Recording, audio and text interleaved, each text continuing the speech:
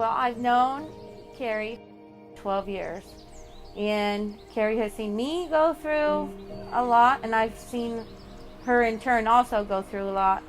And no matter what, she was the only friend. It could be 4 o'clock in the morning, it could be 2 o'clock in the afternoon, and no matter what was going on, she will be there.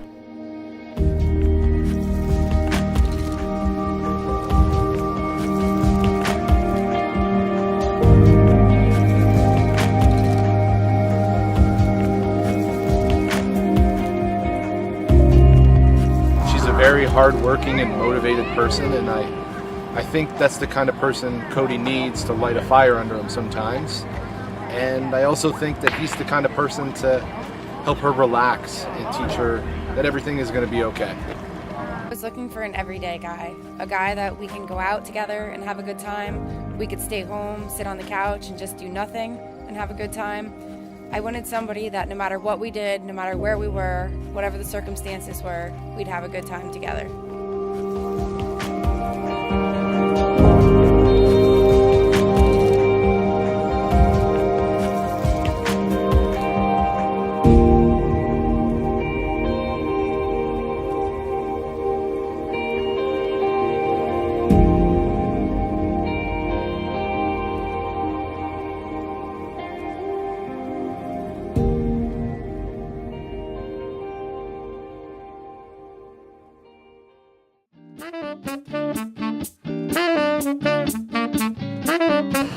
Came home, I was over at Stacy's in Kevin's house one afternoon, and Kevin came in and says, "We gotta go look at a car." And I'm like, "Kevin, I don't need another car. I just retired. I don't need anything." And he said, "We gotta look at this." He insisted we go look at it. I thought, "Okay, we'll go look at it."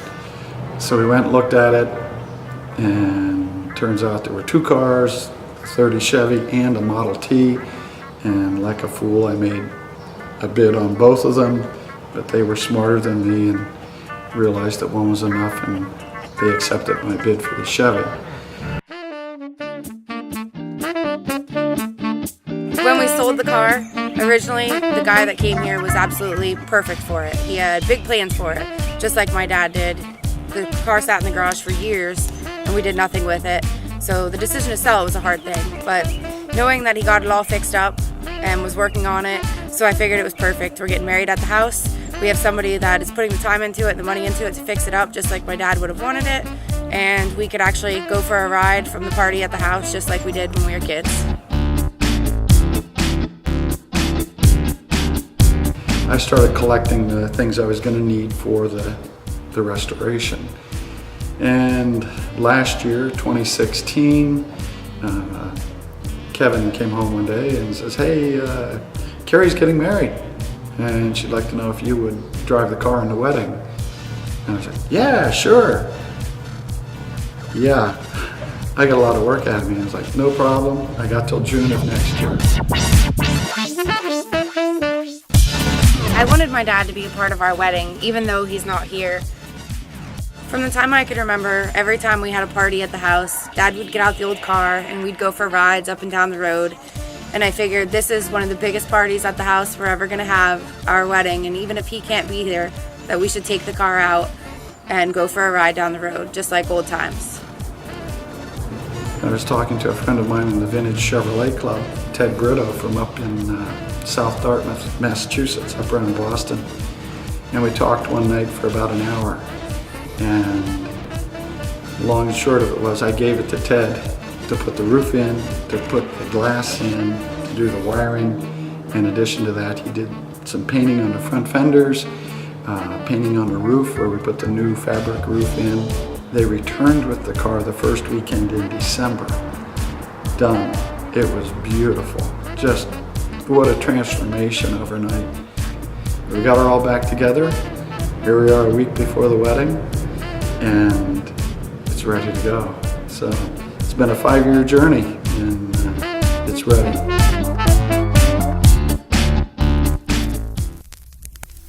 When the sun goes down, here with you I'm found. In your love I drown. I wouldn't have it any other way. Ooh, I made with you. All of the stupid things we do. We may be young, but we are wild and free, making memories. Keri, they said I had to tell the truth about how you and Cody met. So what I think actually happened, and Cody and Keri are too embarrassed to say anything, is that he happened to be hunting and she went to throw him off because it's private property.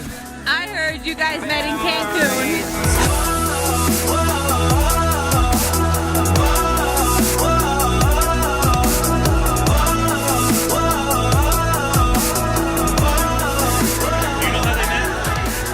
At the bar. Does the light mean it's on? Why do you have it on right now? Wait, turn it off. Turn it off. Turn it off. Wait. one night there was all of these puppies and they were drowning. When he dragged you out of the pond and saved your life. And Cody jumped into this lake and saved literally all of them. It was like the most heroic thing I've ever seen. Well, I heard that they met on a shipwrecked island. That's probably what did it.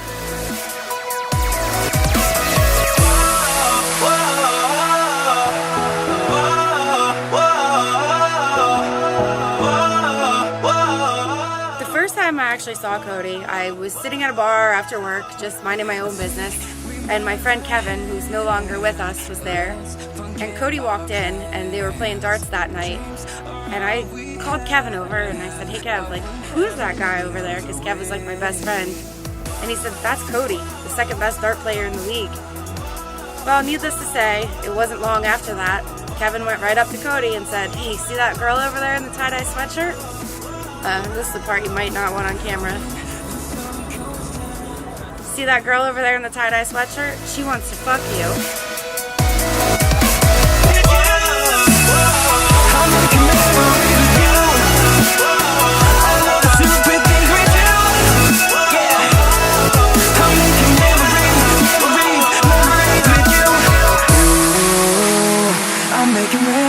With you, all of the stupid things we do. We may be young, but we are wild and free, making memories.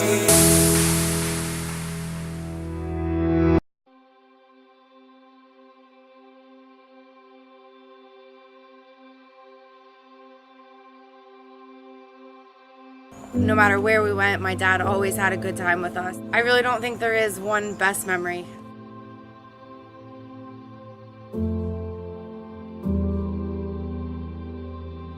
I was torn on the whole who's gonna walk me down the aisle thing because I thought nobody could replace my dad. He picked Tanny as my godfather. Tanny was there the whole time I was growing up, and I thought he was perfect. My dad already picked who walked me down the aisle.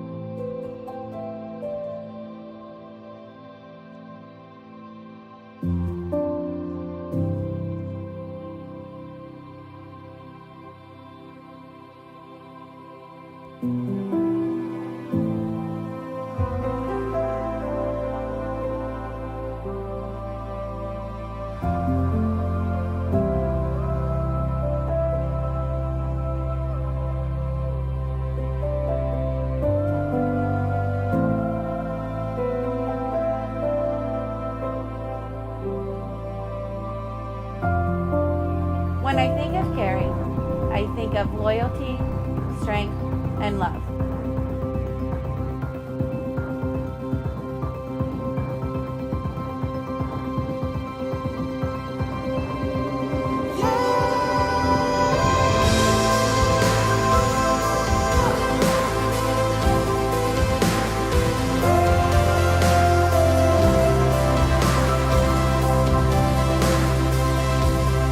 By the power vested in me, I now pronounce you husband and wife. Cody, you may now kiss your bride.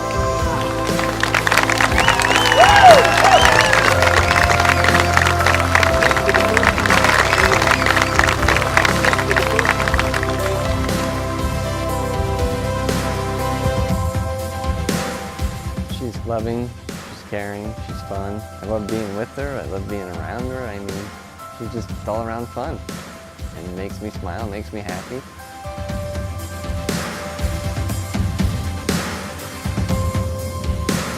Our relationship is based on friendship, and that's important to me because Cody and I are best friends. We do everything together, and he's there for me no matter what.